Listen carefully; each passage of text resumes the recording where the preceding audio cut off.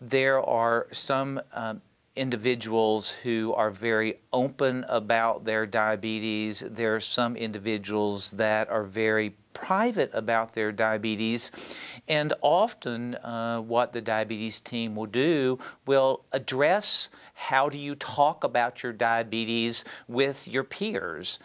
Again, there are different strategies that work differently for different people, but the diabetes team is going to say, well, you know, one of the ways that 8-year-olds often will explain it to their friends is this way, whereas for a 16-year-old say, well, you know, one of the really cool things about your diabetes is you almost assuredly have to have a science project your junior or senior year in high school, and you know, maybe a good way to get your friends and people that know you up to speed about diabetes is use your diabetes as a science project. My goodness, you can show what the effect of a Snickers bar is on your blood sugar. You can show what the effect of eating a piece of chicken is on your blood sugar. You can show what the effect of drinking a Coca-Cola on your blood sugar is, and use it as a teaching moment for your friends so they all feel comfortable that when you're giving yourself a shot, for example, they understand you're doing it for a reason, and that they understand that you know, it's not something that's horrible or painful or that anybody needs to be embarrassed about or afraid to ask questions about.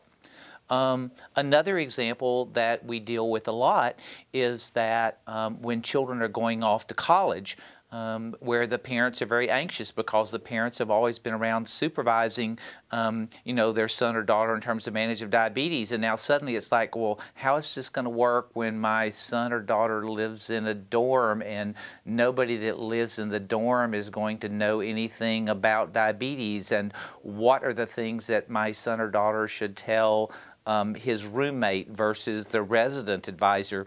And we have some general guidelines. We have some simple handouts that we provide. But we also talk about how you start the conversation and what are realistic things for your roommate to know. What does your roommate really need to know about your diabetes?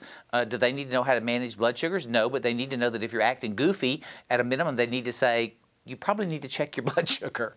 And so we talk about these things because we've seen enough children to know what some of the, and adolescents, that we know what some of the common issues are.